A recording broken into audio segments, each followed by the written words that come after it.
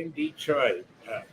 Adolph Mongo, Detroit in black and white, here at McShane's, Michigan and Trumbull. Good morning, everyone. Good morning, Vanessa Moss. Good morning, Adolph. Good morning, Allan. Good morning to those that are watching Detroit in black and white. If you're watching this morning, we'd like for you to press the like button, subscribe, and share. And don't forget to hit the notification. Okay. Allan, good morning. Good morning. Good morning. Well, let's get right into it. Outrage of the week, Vanessa. Well, my outrage of the week is what happened in New York. The young man that had left a wedding, he and the young lady he was with, he's at the bus stop trying to go home, and this 18-year-old stabbed him to death. I saw that. They captured all of this on a camera, right? And threatened to stab the young lady that he was with. The young man that was killed was 32 years old, and he was an activist, and he was working to strengthen democracy here in the United States. It is outrageous that you would have somebody who's minding his own business and you just go and kill him. Clearly something's going on in the head of the 18-year-old. And I know that there's more to the story, because I was like, did he know that he was going to be at the bus stop? Did they know each other? I don't know what it is. Didn't look like. But the fact that he looked at him wrong. And people get upset. Why are you looking at me? Well, that's what people do. That's true. Let me tell you, about 4 weeks ago, I was walking in Greektown on my way to court. And there were some ladies. And it was like, be careful going by, because this guy just knocked somebody out. He didn't know the person or anything. So they were standing there waiting for the police. So you're absolutely correct. But you talk about outrageous and sad. Very, very sad. The trauma that this young lady experienced watching the guy that she's out with now you got getting stabbed to death. 25 million hits of people watching the death of her friend.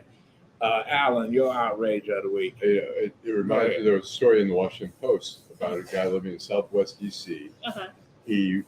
His mother, I think, lives here in Detroit.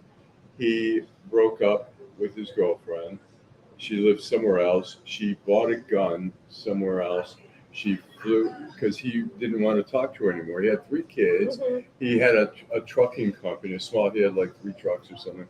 And she came to his house in Southwest D.C., knocked on the door, and shot him like 5 times. Oh my God! Yeah, and she was so obsessed with him. She would call the relatives and say, "Hey, help me out. Why did he break up with me?" And he just said, "I don't." And his daughters told her, "Hey, he doesn't want to be with you. Just back off." And she flew and bought a gun 2 weeks before, which is just another whole gun thing where you can just get a gun and do what the hell that just goes to show those of us that are single, you got to be careful with who you interact with. That's just crazy. He was in a relationship with this woman, broke up, and then she decides that she's going to kill him because he doesn't want to be with her. Or the wives.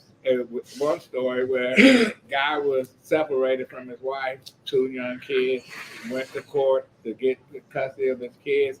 She had the kids, killed the kids and herself. So, it's like, what are you going to do? My outrage is against Grandpa, President Joe Biden. He going to build a wall. Man, he's playing right there. Obviously you didn't. I know. I don't even want to. I know the whole story. He has to follow the law. It was already right. When he's supposed to not follow the law. Yeah, because they don't follow the law. So I know what you're saying. But the whole point of it is, here we got an idiot that's been indicted 119 times, whatever, and the polls say it's a close race. The Democrats still can lose this. As you say, polls don't vote, number one. Number 2, listen, I haven't got been 70 polled. million people. I haven't been polled. There's a lot of people they ain't going to poll you. I don't believe it. They ain't going to poll you. I don't believe the poll. Well, keep believing it. Because I know what I said. Okay. Don't listen to what I said. Just listen to what I tell you to do. No, you're supposed to drink the Kool-Aid. No, not at all. I'm not drinking your Kool-Aid. Well, you've been drinking some Kool-Aid. No, You're drinking somebody Kool-Aid. I'm sucking on some balls this morning. Well, That's their Kool-Aid. You know Whatever. that gives you cancer. Whatever. Don't You listen know. to him. But anyway, Don't listen to him. I do have some questions. I'm curious about the border. I mean, I think you had the head of Homeland Security say we have an emergency here.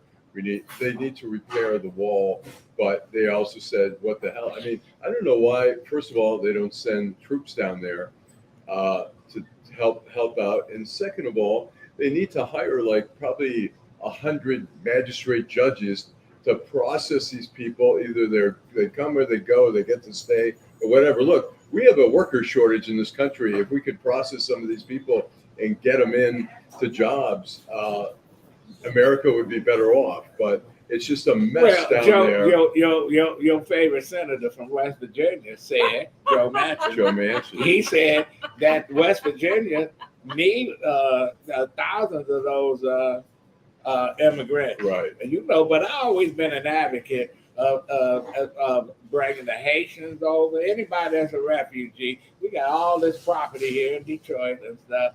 And you see what happened in Hamtramck. They just got a pipeline to Pakistan. Bangladesh. And Yemen. There's a lot of so people. They look, they created Bangalatown. If you go, it borders, it straddles Hamtramck and Detroit. They have a whole community there of Bangladeshi stores and stuff. And then they brought their prejudice and their bigotry here with them too. Listen, I have no problem with immigration. I do have a problem with people not following the law. You just can't come over here and do what the heck you want to do. There's a process. And if that process is broken, guess what? We voted people in, you fix the process. That's the bottom line. I'm also a person that advocates you got to take care of home before you go reach out taking care of other folks. Well, we have. I mean, they're interviewing people on the news from all these communities who are saying we're being flooded with immigrants, and we, social service agencies, right. We don't have the money. The right. federal government's not doing anything about it. It's like it's a problem, and Joe Biden is in office. If that's going to be one of the main issues. I think it is. It's going to be. Yeah, I think it is. I think it is an issue. I mean, look, New York City. I mean, the mayor in New York is. But I find it ironic. I find it ironic that when a lot of immigrants come over here, and the Republicans don't want them here, etc. But yet they become citizens or whatever. They can vote stuff. They go vote for these same crazies who said build a wall and put barbed wire. Let me ask you this, because you said the Republicans. Do you think that they really don't want them here, or do you think there's a process they need to do it the right way? Because I remember reading, this is a few years ago, I don't forgot who the person was, but he had an immigrant working in his house, cleaning up his house. Right, but it's never done the right way. It's never done the right way, because when they had the Cubans coming over here, as long as they reached shore in Miami or Florida, the Coast Guard brought them into the country. Now, here's the Haitians, same stuff. The Coast Guard take them right back to Haiti. Mm-hmm. But listen, the immigration policy has never been right. Mm-hmm. So, you think they're going to get it right overnight? No, they're not going to get it right overnight.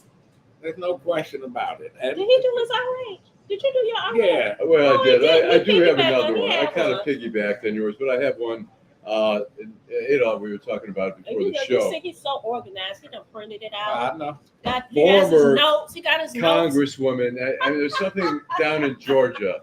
Okay. We got crazy. Georgia's on your mind? Yes, we got former Congresswoman Cynthia McKinney, who was I think 6-term Congresswoman. She is retweeting or re-Xing, whatever it's called right now. She's retweeting stuff like, here's one thing she goes, Jews promised to murder Xtians.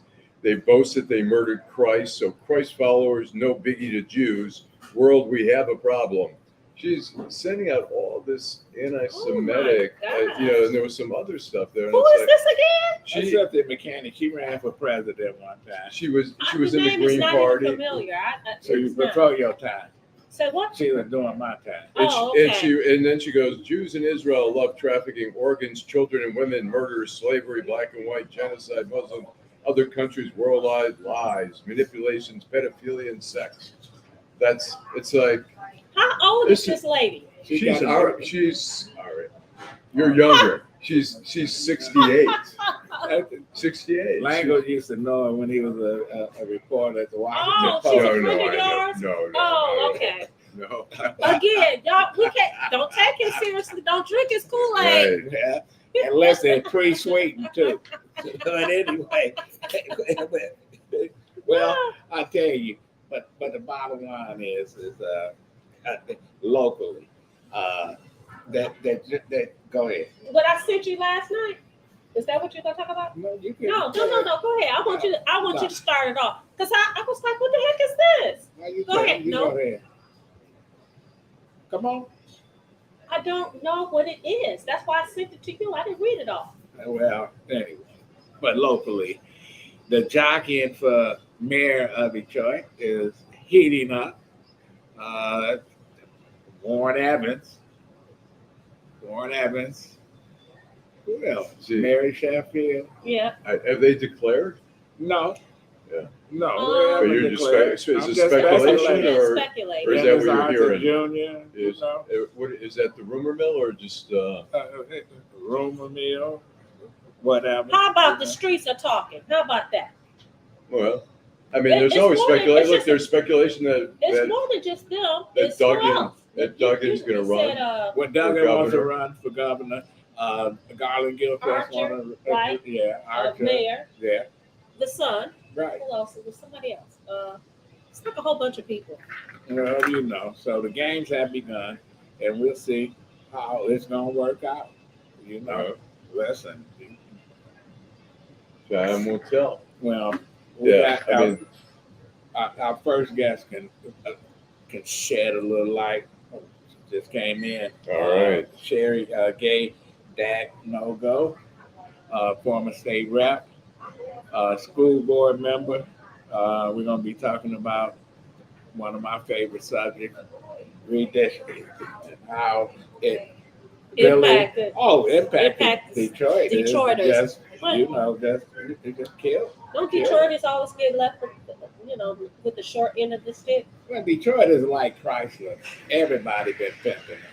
You know, Mercedes. It's not Chrysler, Daimler. Stellantis. Wait, it'll be Chrysler back after they take everything from it. You know, everybody pimps Chrysler. Shit. You know, the only saving grace that Jeep when they bought American Motors. Right. The Jeep That's is- what saved Chrysler. You know, they pumped money into it.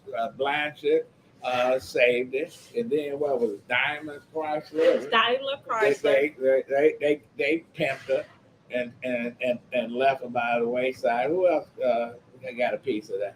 I don't know. Everybody get a piece the of it. Jeep- It changes the names Jeep- it seems like Right. every time you close your eyes and wake up, it's a new name. I don't know. The Jeep plant over there on Chrysler on Jefferson Avenue is, I think, one of the busiest plants. Mm-hmm. And Chrysler, they're cranking it out over there. Well, that's all they got is a Jeep. Yeah, well, they've got other cars. What other cars?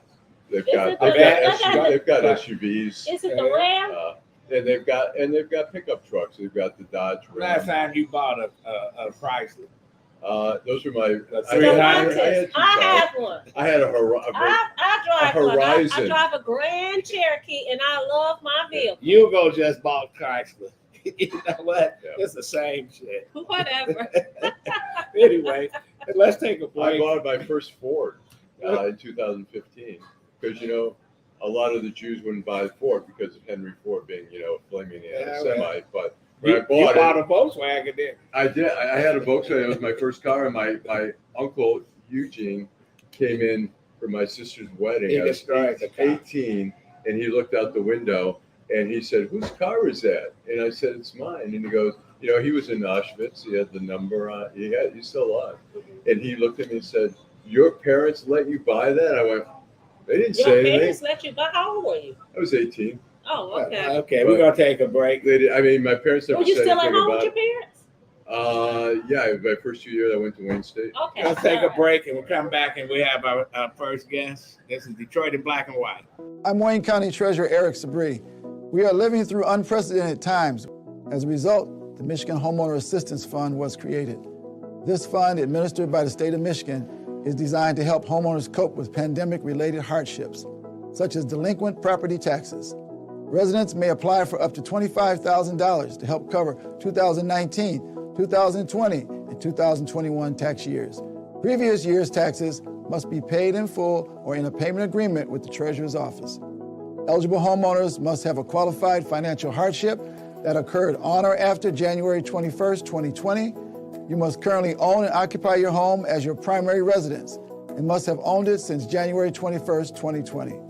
To see if you qualify, please visit waynemetro.org, call 313-388-9799, or email taxinfo@waynecounty.com. We're here to help.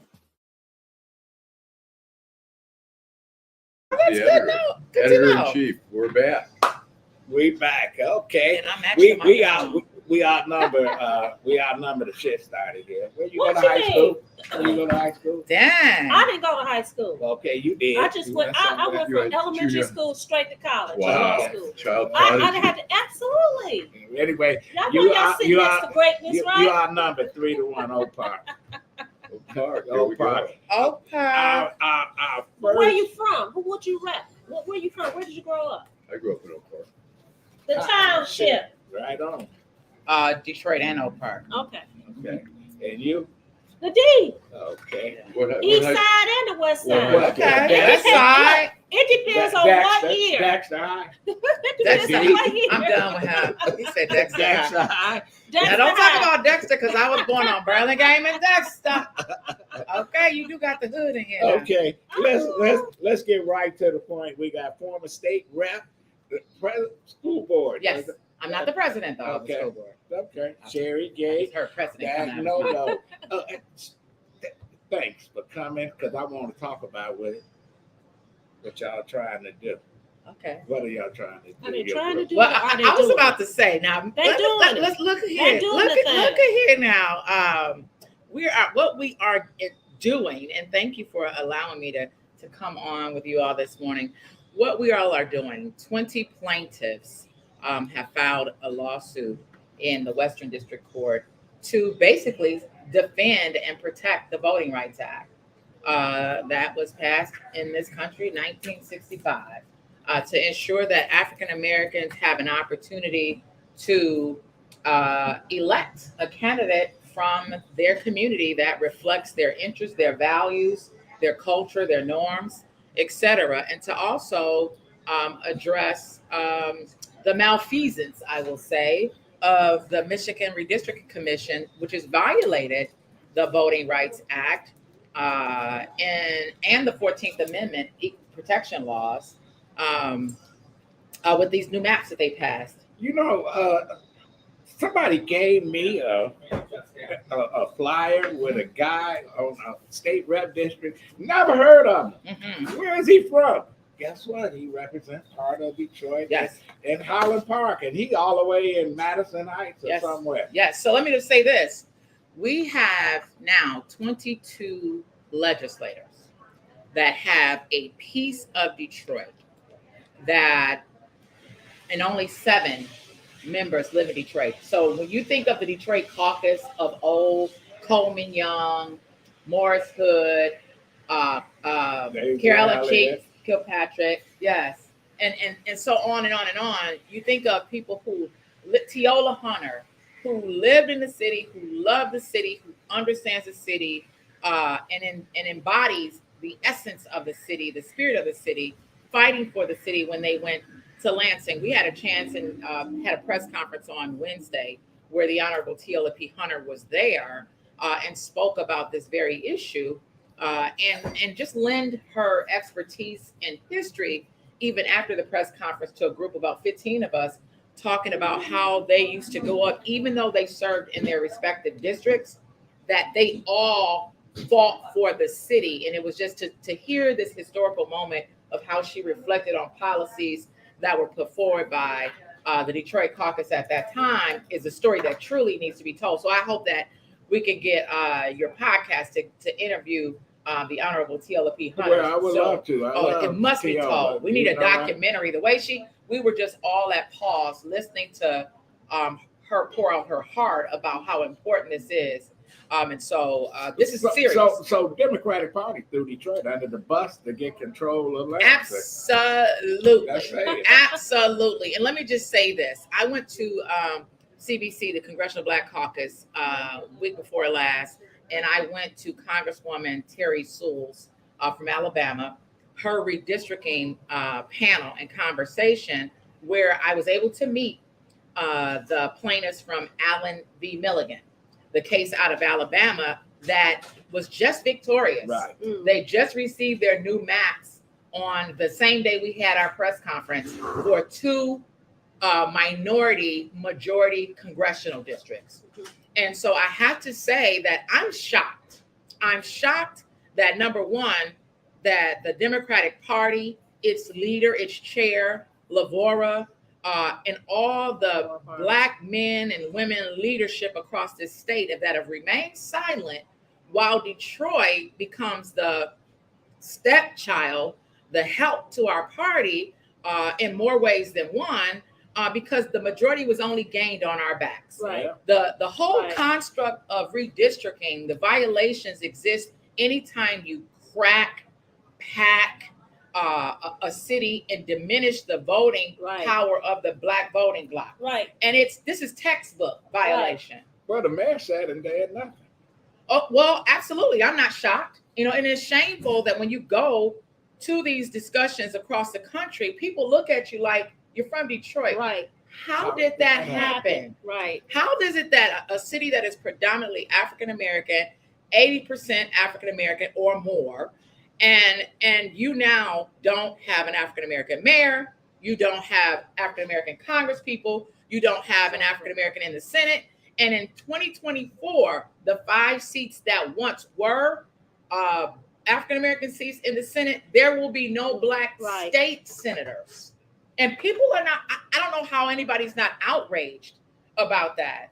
And and I'm so grateful that I have a chance to share some of that today with your viewers, because we should all be lined up. When you say what we're trying to do, we all should be lined up doing this, because what are we? What have we become? Is it because Can I have one of your cough drops? oh, Yeah. absolutely. I'm so close. I hope my breath smells okay. I don't know about that. No, I'm just kidding. You had me lose my train of thought. Sorry. Oh, do you think that is apathy? Because people like us, we know what's going on, but when you talk to the average Detroiter, they have no idea what's going on. All they know is, well, this is the person that's in power. This is the person that's in, that has this position. And it's not until they have an issue that touches them personally do they become aware. And it's really unfortunate. And I guess my question to you is, we talk about the Democratic Party. We talk about the Michigan Democratic Party, by the way. Well, I get text messages and emails from on a daily basis. What do you think they were just complicit on purpose? Well, I don't understand. So yeah. I'm just really confused about it. So let me say this, and the reason why I'm so direct about it is we have a Secretary of State, Jocelyn Benson, Right. who has written scholarly articles on the Voting Rights Act. This is not nothing I'm making up. This is something you can just press Google. Okay. And so to have a Secretary of State whose very campaign was built on the protections of the Voting Rights Act and making sure that everybody has a right to vote. I mean, if you remember her campaigning all the time, what did she talk about? She talked about her husband that was over in the military and making sure that he had an opportunity to vote. Right. If you were that emphatic about your husband having access to vote, what about the Black men and women in this country that has endured hardship like no other demographic? Sherry, the Democrats was out of power for over 40 years in the state of Michigan, and somebody came up with the idea, I know how to get the seats back. We know how to get the power back. We just throw the city under the bus, and everybody else is dissecting it. Well, you're absolutely right. And so yes, I said they were complicit, and I said they allowed it to happen. But there's somebody else that I think we got to call to task on this. Eric Holder. I coordinated and hosted an event when our now governor was running for him to come here over on the northwest side of Wayne County Community College. I'm disappointed at his stance on this. It seems like somebody negotiated something at the expense of Black people, and they know full well if you're an advocate for Voting Rights Act. I mean, I was no expert on this. It's just once I learned what had happened, I had to become a study to understand why this is so egregious. Mm-hmm. And it really is egregious. We should at least, regardless of what the census was, and the game they played, our mayor was silent during the whole census. Everybody who got the contracts to run the contracts for the census, they did what they did. The numbers fell short. Nobody was protesting until it's too late. Right. And now redistricting has taken place. And so we're supposed to stay stuck with these seats for the next 10 years? Well, we see in Louisiana and Florida and Alabama where this conservative Supreme Court say, oh, no. You can't just wipe out a district where it's 40, 50% African American and just dilute it all the way, make sure they can't elect anybody to represent them.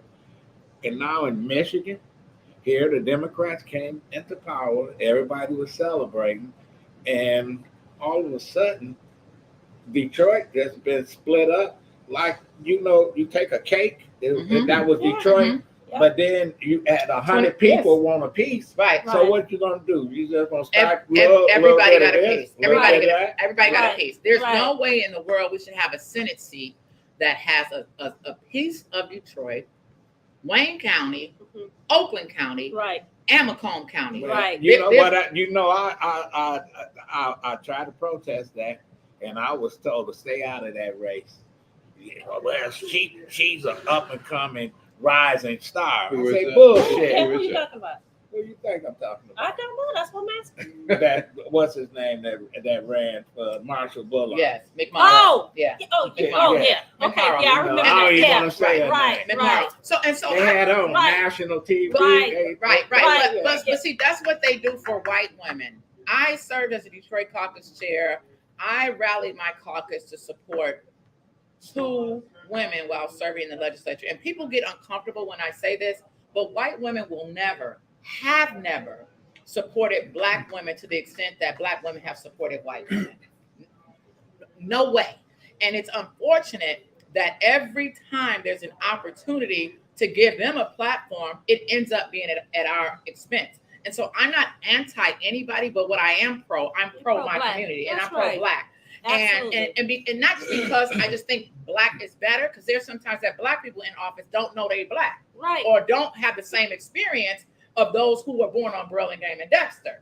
So you're in office to help bring up, to lift up, to transform policies so it is more fair, that we don't have redlining and auto insurance, mm-hmm. that we don't still have separate and unequal schools, that we don't have people who have lost their houses to taxes, and now you're trying to put another 3-car Monty on the board. Right. So it's just like, what can we do to bring awareness to this when locally people have been complicit and have been silent at our demise? And it'd be one thing if the majority was ensuring that we had a true Black agenda in policy, right, but there are things that are still not being brought forward. And I don't have no problem with equal freedoms for the LGBTQ community, but you can't just feed me LGBTQ and choice as the agenda in the Black community, where many of our voters are more conservative. We believe that people should have their rights, but then you just be dismissive when it comes to policies that lift up those of us who are oppressed. Where you at now in court with this? So we had our pretrial hearing on Thursday, October the 5th, and November the 1st is the trial. Okay. November the 1st. And let me go back to something I want to say. When you go back and you think about the construct of why I say this was intentional, because we have audio from their closed door sessions that I'll share with you all, that highlight that communities of interest were created to mask the fact that they were using racial quotas. Uh-huh. And that's a violation of the 14th Amendment. So, Sherry, the end game is to get them to redraw the map. But I also think it is very important, and I think you will agree, that once the map is redrawn, we have to participate. Oh, absolutely. Because if you don't participate, you're going to find yourself back in the same position. But let me say this. I know that line is put out there a lot. And I know that we need to increase our numbers, but the candidates have to be somebody that resonate, that inspire, that even our young people don't feel like they full of shit. Excuse my French. Let me ask you, we talk about issues. You say the abortion issue and all these others. What are you hearing in the community? What are the issues that people feel aren't being addressed? It's basic common sense. We still don't have fair and affordable access to auto insurance.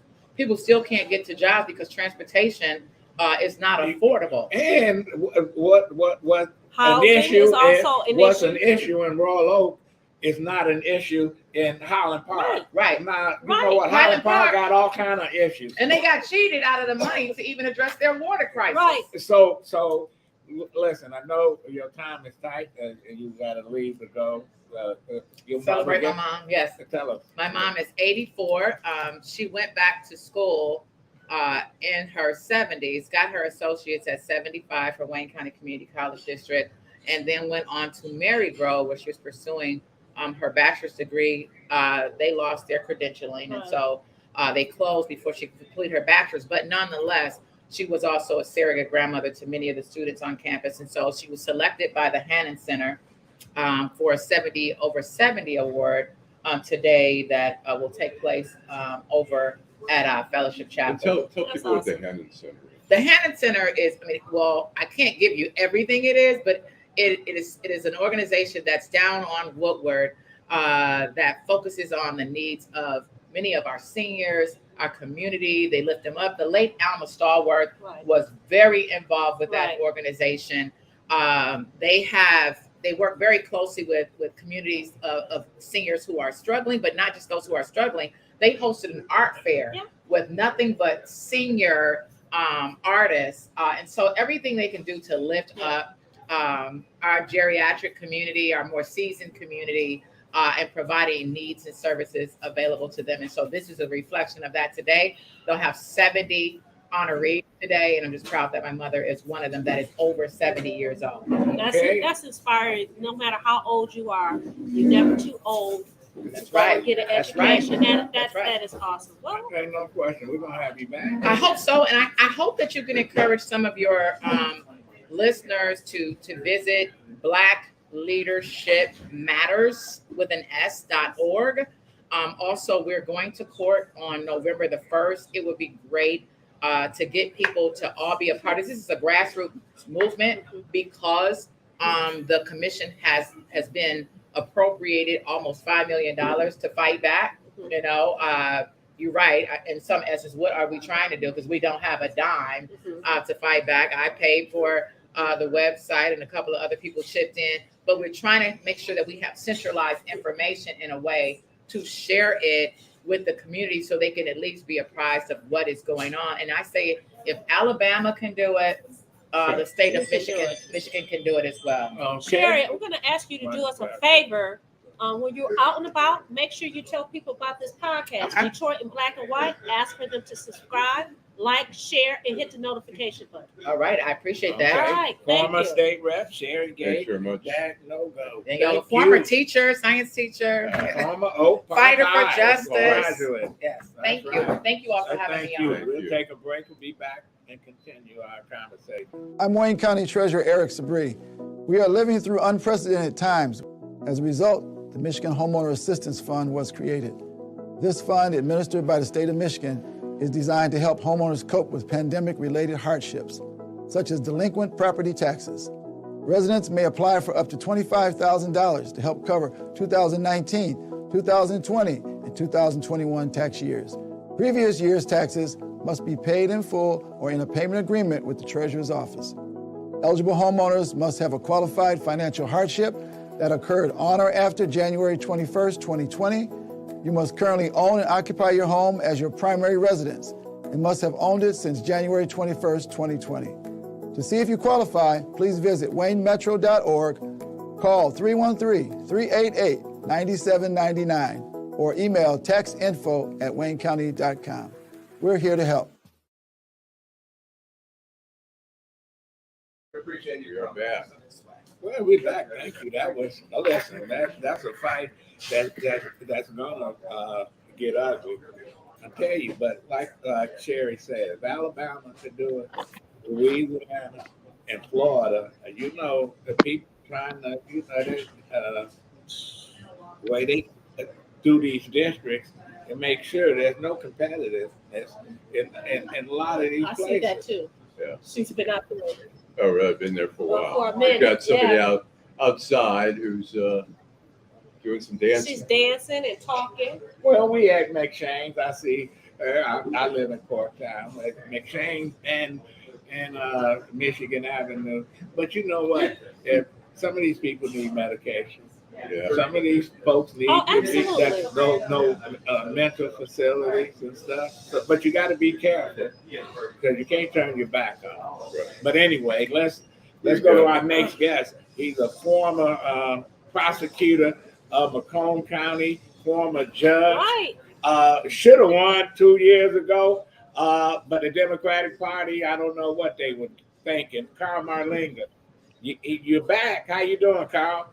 Good morning. Good to see you guys. You've done 5 million things in one lifetime.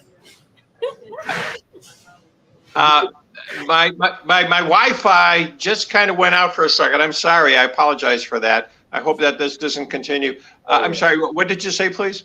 Well, you could say that you have done so much in your lifetime. Why would you want to run?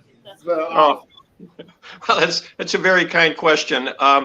Look at the fight isn't over. I mean, if as long as Donald Trump continues to be a threat to our democracy, as long as people are seriously talking about restricting voting rights and making it harder for people to vote at the polls, as long as we don't have a real commitment for clean air and clean water, and we don't realize that not everybody's on the same economic level, that there are people who need, daycare in order to be able to hold a job, that there are inequities in the society that have to be addressed. As long as those problems remain, I think any person with a conscience has to say, if I can contribute something, I'm going to do it. And so, it's been a happy life doing some good things, but as soon as you say, I've had enough, it's over, that's when you start dying. So, Carl, you barely lost. It was a razor-thin victory for your opponent. He outspent you 5-1. Why is it that the Democratic Party, was it because Andy Levin said they can't win the district, that they didn't back you more? What was going on there? Well, I mean, that was basically it. I mean, he not only said that the district was not winnable, he kind of proved it by his actions. He decided to move in, or to run in the 11th against Haley Stevens, which I think everybody knew was going to be a meat grinder of a very difficult primary for him. He chose a very, very tough race over running in the 10th district. And so in addition to his words, if you were a Washington insider, you would say, well, this guy surely wouldn't have taken on Haley Stevens in the 11th if he had any chance to win at all in the 10th. And so even when my polling showed that this was very close, it just wasn't believed. I mean, a part of it is that there's a distrust in polls that you think that, well, if you ask the question the right way or the wrong way, it makes a difference. We ran very objective, hard-nosed polls, which showed either me being 2 points behind or 2 points ahead, basically neck and neck the entire way. But the wise people in Washington just thought, well, this can't be right because obviously this is an unwinnable seat. I proved them wrong. This time around, they've said that they're going to put a lot of resources. We're the third highest on the list of 33 priority seats. So next year, I'm sure it's going to be different. What are you going to do that's different? Say what? What you going to do that you didn't do the last time? Well, look, I didn't have enough money, first of all, to do everything I wanted to do. But in terms of the ground effort, I'm going to make sure that with it's particularly, I have to talk about it on this show. My whole history has been one dedicated to civil rights, to equality. And it just so happens that the number of African-American voters in the district in South Warren and East Point, Mount Clemens, Clinton Township, and Rochester Hills, it makes up about 14% of the district. And some of those voters in the Mount Clemens, Clinton Township area know me well from my years as a prosecutor and judge. Oftentimes I had criminal defendants say, we want to waive the jury. We would rather have our jury trial in front of Marlinga, because my reputation was such that they knew that whatever was going to happen, it was going to be a fair break. But in the South, in Warren, in East Point, these are transient areas where people move in, move out. And so I'm less well known there. And of course, Rochester Hills, that was not a part of Macomb County. And so I'm going to really concentrate. I'm going to do a lot of walking, door knocking, block parties, picnics. Adolph, I'm going to look to you to give me some guidance in terms of events to do. I'm going to be at the Black churches early and often. I mean, look, my entire life has been committed to civil rights. I mean, it's the issue that sparked me to get involved in politics when I was a kid. Reverend King, the Kennedys, all that was very important to me. And so when I'm doing this type of politics, concentrating on the African-American precincts, it is not only wise politics, it's from a moral compass point of view where I want to be. What are the issues that you, besides civil rights, what are the issues that you see in the election? I assume you're going to go up against John James. That's right. What are the issues? And then my second question is going to be, how is John James doing in Washington? Well, I mean, I can kind of combine both in the same answer. It's just appalling and amazing to me that one of his first votes in January of this year was that he actually voted to allow oil exploration and drilling in the Great Lakes. We in Macomb County really care about Lake St. Clair and the lakes. And we fight every year to keep the E. coli count down on the beaches so that people have clean water to have recreation at Metro Beach and other places. The thought of an accidental oil spill following those beaches is just anathema to anybody who lives in Macomb County. And so I think that's a key issue right away, is that he's shown an insensitivity to our primary issue, which is clean water in the Great Lakes. I also think that, again, he's waffled on abortion. He had said that he was 100% pro-life, meaning no exceptions for rape or incest. Then he changed that. And now he's voted again for a national ban on abortion. And he also voted against the drug, which should be available everywhere in the United States. He voted to ban the early abortion drug. And so he continues to have this this public statement way of saying that, well, I'll keep an open mind, but all of his votes are very close-minded, that he just doesn't want to allow women the choice to control their own reproductive rights and freedom. It's a matter of personal freedom. It affects women, obviously, but it's a matter of personal freedom for all of us. Well, you know what? The good thing about that is now you have something to point to and say, he ran and he said this is what he was going to do and this is how he stands, but this is what he's actually doing. Because again, a lot of the voters, a lot of people go vote. They don't vote based on, they're not really, who did you tell me to vote for, Vanessa? Adolph, who should I vote for? Allan, who should I vote for? People really don't pay attention to the person's resume. So it's a good thing that he's there and you're able to point to, this guy said this, but this is in fact what he did. Yeah. You know, we had one debate last year because he dodged all of the debates. Finally, I got him to agree. It was in front of a very conservative group, but I figured, I don't care who the group is. I want this on radio. I want his position. And I said, look at Mr. James. I am pro-choice. I think that this is a private matter.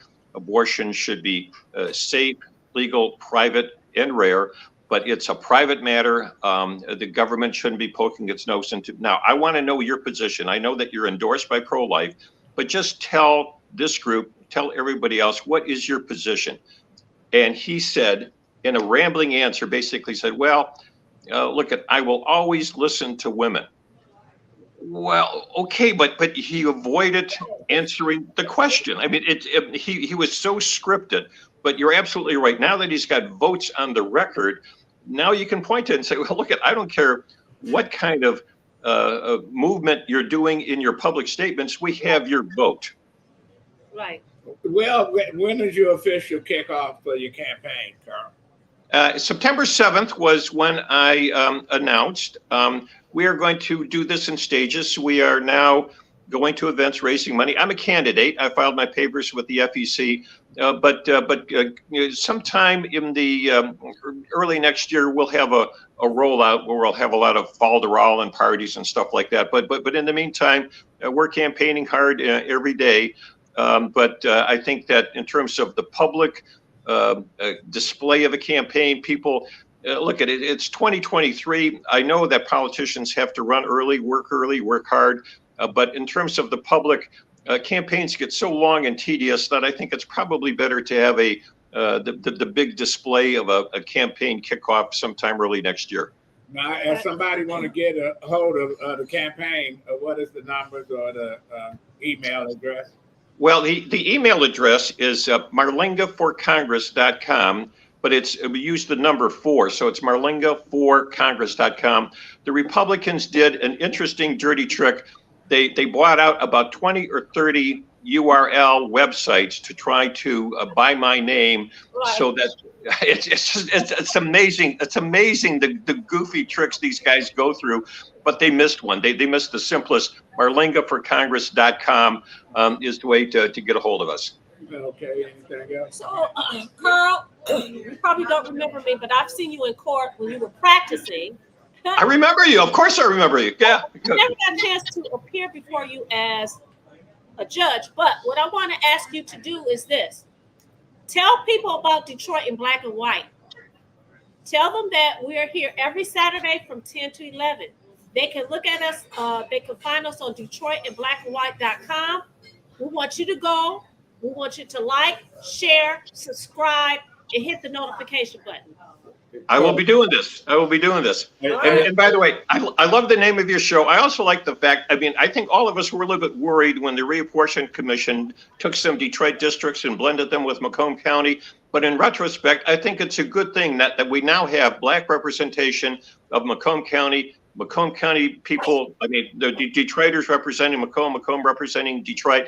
I like the whole idea of the Detroit Black, and your show, I think, is just encapsulates it very well. Carl, I have a question. When do you expect the Democratic Party to start giving you funding to further your campaign? Yes. So, this is an important question. Look, there still is a primary to get through, but the Democratic Party has indicated that this is the third highest on their list of 33 priority seats to move from red to blue. And so there will be funding, but that funding really can only come in after August of next year because we got to be respectful of the primary process. There are other people that put their names in. Good people, they have a right to try.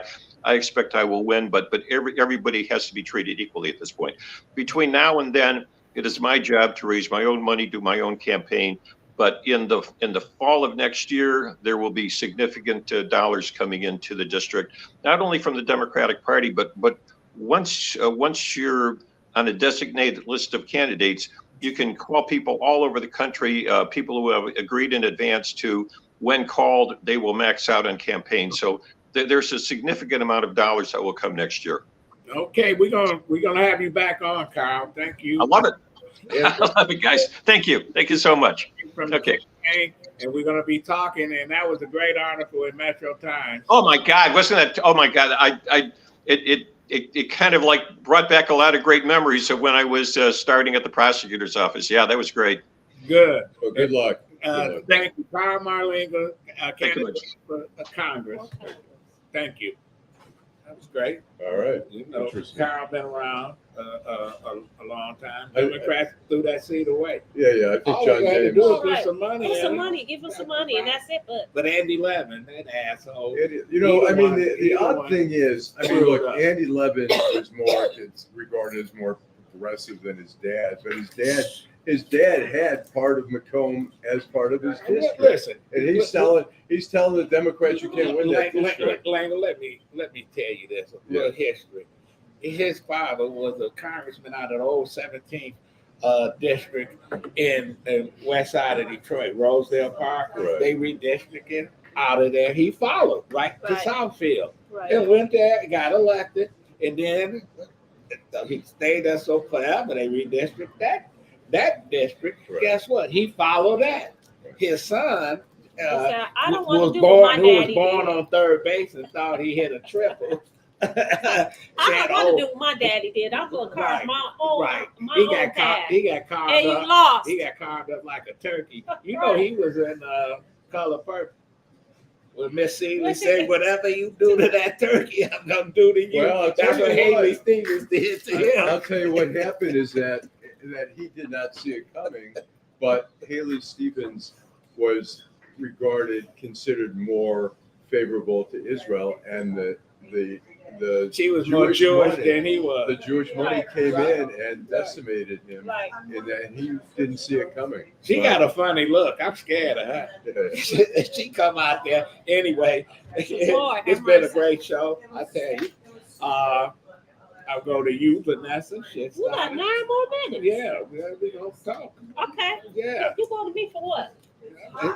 I want Well- you to tell me about that image you sent me, Cynthia Johnson. I'm not going to talk about it Why because not? okay.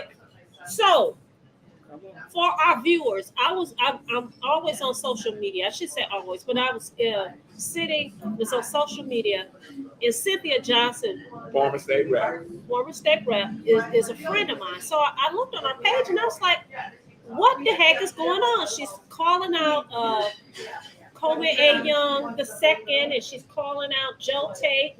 Talk about how, basically how the city of Detroit has been, they're sellouts for the mayor Okay. of the city of Detroit. And then I saw that she was on CNN. So what I did was, because I was like, I'm not going to read all of this. I sent it to you. Did you read it? No. Okay, so what? I can't talk about something I didn't read. All I know is. All I had to do was look.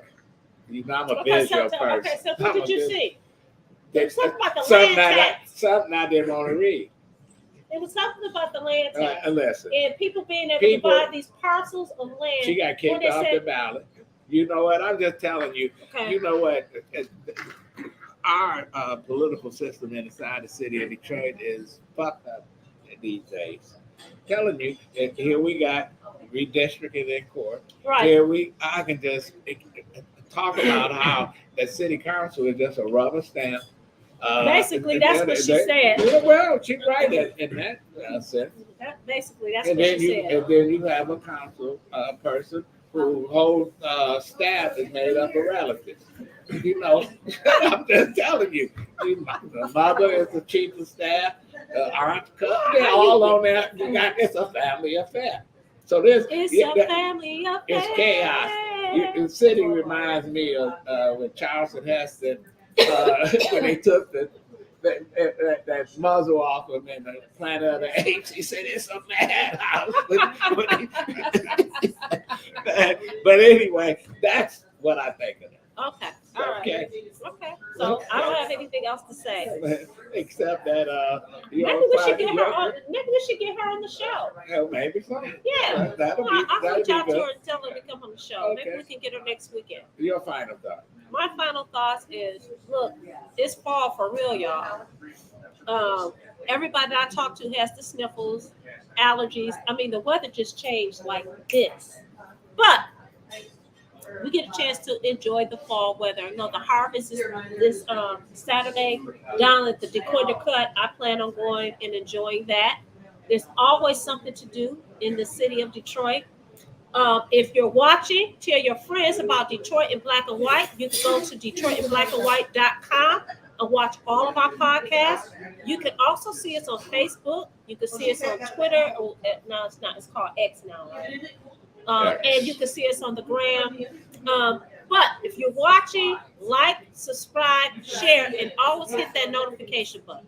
Okay. And we also do have a website, DetroitInBlackandWhite.com. Every episode is there. You could also listen to us on any of your platforms. He's showing his That- age because I said it. I know. Yeah. Go ahead. Did you say it? Did you Yeah, say I it? did. Okay, I'm sorry. And I want Jim to come here All for a right. second. Jim. Hey, where am I? Wait a I want minute. Jim. Where am Here I? comes the resident Right. from Trenton who starts a lot of shit.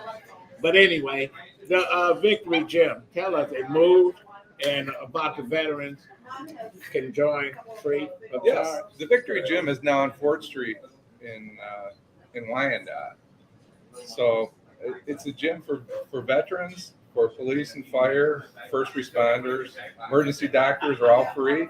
In the public, it's $20 a month, and it's a great gym. It's they have PTSD meetings, and they do a lot of things for the veterans. Okay, good. If some- Well, thank you. You know, how was the Lobster Fest last week? I missed the Lobster Fest. He couldn't go. But if someone wants That's to make a why we mad donation at too him. to the gym, it's a 501c3. It's called Victory Health Club. You can look it up on Facebook or check the website. Well, thanks, Jim, for that. And thanks, Sherry Gay-Dagnogo, Carl Marlinga, Allan, Lengel, Vanessa, Teresa. Thank you. This is Detroit in Black and White. I'm Adolph Mongo. We'll be here next week.